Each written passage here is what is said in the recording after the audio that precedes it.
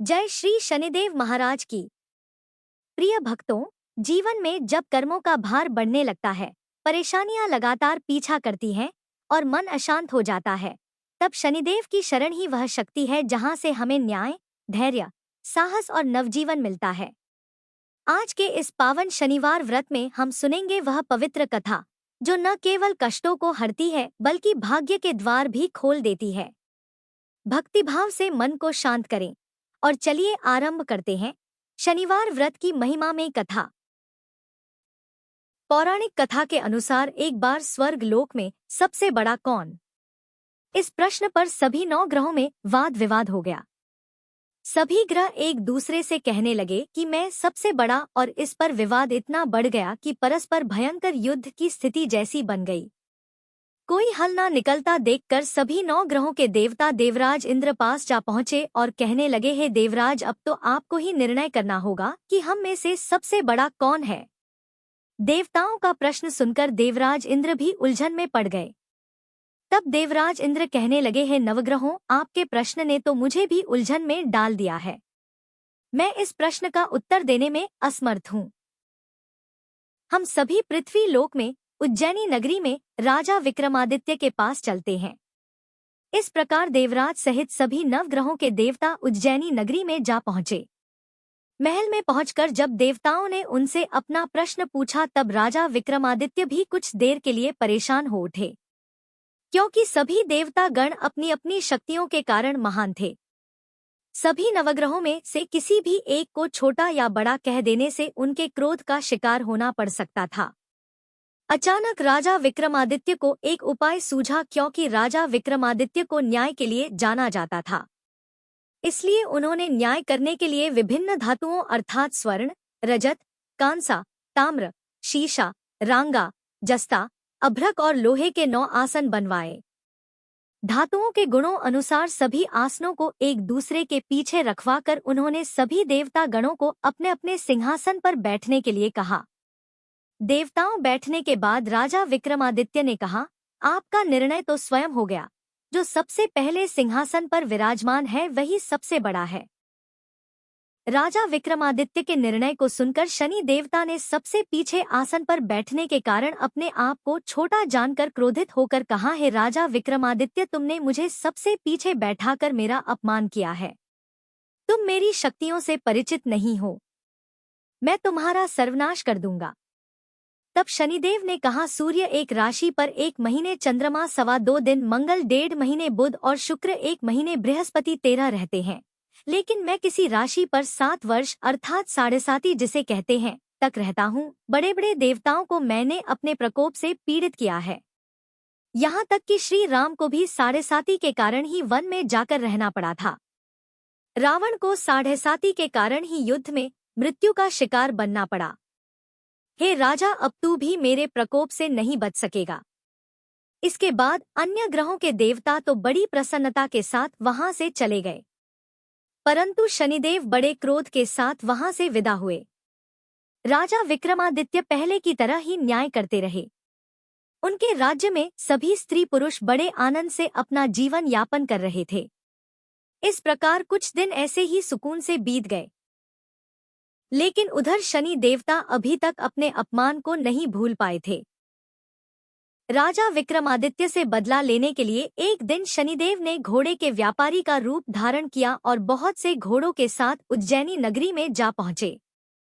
राजा विक्रमादित्य ने अपने राज्य में किसी घोड़े के व्यापारी आने का समाचार सुना तो उन्होंने भी अपने अश्वपाल को कुछ घोड़े खरीदने के लिए भेज दिया, क्योंकि राजा को घोड़े पालने का भी शौक था। अब घोड़े तो बहुत कीमती थे। अश्वपाल ने जब वापस लौटकर इस बारे में राजा विक्रमादित्य को बताया तो राजा ने स्वयं आकर एक सुंदर और शक्तिशाली घोड़े को पसंद कर लिया। घोड़े की चाल देखने के लिए राजा उस घोड़े पर सवार हुए तो वो घोड़ा बिजली की गति से दौड़ पड़ा। तेजी दौड़ता हुआ घोड़ा राजा को दूर एक जंगल में ले गया और फिर वहां राजा को गिराकर जंगल में कहीं गायब हो गया। अब राजा अपने नगर को लौटने के लिए जंगल में ही भटकने लगा, लेकिन उन्हें लौटने का कोई रास्ता ही नहीं मिला। भटकते ही जंगल में इस प्रकार राजा को जोर से भूख प्यास लगने लगी। काफी दूर तक भटकने के बाद आखिरकार राजा को एक चरवाहा मिला। राजा ने उससे पानी मांगा। पानी पीकर राजा ने उस चरवाहे को अपनी अंगूठी दे दी। फिर उससे रास्ता पूछकर वो जंगल से निकलकर पास के ही एक नगर में जा पहुंचा। अब राजा विक्रमादित्य ने एक सेठ की दुकान पर बैठकर कुछ देर तक तो आराम किया। उस सेठ से राजा ने बातचीत की के बारे में पूछा तो राजा ने बताया कि मैं उज्जैनी नगरी से आया हूँ। राजा के कुछ देर दुकान पर बैठने से अब सेठ जी को बहुत बिक्री हुई। सेठ जी ने राजा को बड़ा भाग्यवान समझा कि इन्हीं के कारण आज मेरी दुकान में सबसे ज्यादा बिक्री हुई है। तो उन्होंने खुश होकर राजा को अपने घर पर भोजन के लिए आमंत्रित कर दिया और उन्हें अपने घर ले गए। सेठ के में सोने का एक हार खूंटी पर लटका हुआ था। राजा को उस कमरे में छोड़कर सेठ कुछ देर के लिए बाहर चला गया। तभी एक आश्चर्यजनक घटना घटी। राजा विक्रमादित्य के देखते ही सोने के उस हार को खूंटी ने निगल लिया। वापस लौटकर सेठ ने देखा कि हार तो वहां पर था नहीं। हार को गायब देखा तो चोरी का संदेह राजा पर ही किया, क्योंकि उस कमरे में केवल राजा ही अकेला बैठा था। तब सेठ ने अपने नौकरियों से कहा कि इस परदेसी को रस्सियों से बांधकर नगर के राजा पास ले चलो। इस तरह से राजा को रस्सियों बांधकर नगर के राजा के पास ले जाया गया। राजा ने जब विक्रमादित्य से हार के बारे में पूछा तो उन्होंने बताया कि उनके देखते ही खूंटी ने तो हार को निगल लिया था। इस पर राजा ने क्रोधित होकर चोरी करने के अपराध में राजा विक्रमादित्य के हाथ पांव काटने का आदेश दे डाला। किसी ने भी राजा की बात का विश्वास नहीं किया। इस तरह से राजा विक्रमादित्य के हाथ पांव काटकर उन्हें नगर की सड़क पर छोड़ दिया गया। कुछ दिनों के बाद एक तेली उन्हें उठाकर अपने घर ले गया और उन्हें अपने कोलू पर बैठा दिया। अब राजा आवाज देकर बैलों को हाँकता रहता और इस तरह तेली का बैल चलता रहा। अब राजा को भोजन भी मिलता रहा। शनि के प्रकोप की साढ़ेसाती पूरी होने पर वर्षा ऋतु प्रारंभ हुई। अब एक दिन राजा विक्रमादित्य रात को मेघ मल्हार गा रहे थे कि तभी नगर के राजा की लड़की राजकुमारी मोहिनी रथ पर सवार होकर उस तेली के घर पास से गुजरी। जब उसने मेघ मल्हार सुना तो उसे बड़ा अच्छा लगा।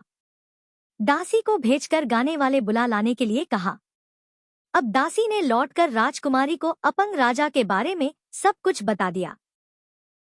राजकुमारी उसके मेघ मल्हार से बहुत मोहित हुई। अतः उसने सब कुछ जानकर भी अपंग राजा से विवाह करने का निश्चय कर लिया। राजकुमारी ने अपने माता पिता से जब यह बात कही कि वह एक अपंग से विवाह करना चाहती है तो वे हैरान रह गए। रानी ने मोहिनी को समझाया, बेटी तेरे भाग्य में तो किसी राजा की रानी को ना लिखा है, फिर तू उस अपंग से विवाह करके अपने पांव पर कुल्हाड़ी क्यों मार रही है। लेकिन राजकुमारी ने अपनी जिद नहीं छोड़ी। जीत पूरी कराने के लिए उसने भोजन करना छोड़ दिया और अपने प्राण त्याग देने का निश्चय कर लिया। आखिरकार राजा और रानी को विवश होकर अपंग विक्रमादित्य से अपनी राजकुमारी का विवाह करना ही पड़ा।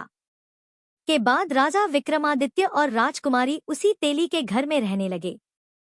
उसी रात स्वप्न में शनिदेव ने राजा से कहा, हे राजा, तुमने मेरा प्रकोप देख लिया। मैंने तुम्हें अपने अपमान का दंड दिया है। इस प्रकार राजा ने शनिदेव से क्षमा करने को कहा और प्रार्थना करते हुए कहने लगे, हे शनिदेव, आपने जितना दुख मुझे दिया है किसी और को कभी मत देना। तब शनिदेव ने कुछ सोचकर कहा, हे राजा, मैं तुम्हारी प्रार्थना स्वीकार करता हूँ। जो कोई स्त्री पुरुष मेरी पूजा करेगा, शनिवार को व्रत करके मेरी व्रत कथा सुनेगा, उस पर मेरा आशीर्वाद सदा बना रहेगा। इस प्रकार प्रातःकाल जब राजा विक्रमादित्य की नींद खुली तो उसने अपने हाथ पांव सही सलामत देखे। यह देखकर राजा को बड़ी खुशी हुई। उसने मन ही शनिदेव को प्रणाम किया। राजकुमारी भी राजा के हाथ पांव सही सलामत देखकर आश्चर्य में डूब गई। तब राजा विक्रमादित्य ने अपना असली परिचय देते हुए शनिदेव के प्रकोप की सारी कहानी रानी को कह सुनाई। सेठ जब इस बात का पता चला तो वह दौड़ा दौड़ा तेली के घर पहुंच गया। राजा के चरणों में गिरकर क्षमा मांगने लगा। राजा ने उसे क्षमा कर दिया, क्योंकि यह सब तो शनिदेव के प्रकोप कारण हुआ था। सेठ राजा को अपने घर ले गया और उन्हें भोजन कराया। कराते समय वहां एक आश्चर्यजनक घटना घटी। सबके देखते देखते उस खूंटी ने हार उगल दिया। यह देखकर सेठ बड़ा प्रसन्न हुआ और ने अपनी बेटी का विवाह भी राजा के साथ कर दिया। बहुत सारे स्वर्ण आभूषण और धन आदि देकर राजा को अपनी बेटी के साथ विदा कर दिया। अब राजा विक्रमादित्य राजकुमारी मोहिनी और सेठ की बेटी के साथ उज्जैनी नगरी में पहुंचे तो नगर वासियों ने बड़ी खुशी से उनका स्वागत किया। अगले दिन राजा विक्रमादित्य ने पूरे राज्य में घोषणा करा दी कि शनिदेव सभी देवों में सर्वश्रेष्ठ हैं। इसलिए हर स्त्री और पुरुष शनिवार को उनका व्रत करें और कथा अवश्य सुनें। राजा विक्रमादित्य की घोषणा से शनिदेव बड़े प्रसन्न हुए। शनिवार का व्रत करने और व्रत कथा सुनने के कारण सभी लोगों की मनोकामनाएं शनिदेव की कृपा से पूरी होने लगी। सभी लोग बड़े आनंद पूर्वक रहने लगे। बोलिए शनि देवता की जय। इस प्रकार शनिदेव की पावन शनिवार व्रत कथा समाप्त होती है। जो भक्त श्रद्धा और विश्वास से शनिदेव का ध्यान करते हैं, उनकी हर मनोकामना पूर्ण होती है और जीवन में न्याय, स्थिरता तथा सुख समृद्धि प्राप्त होती है।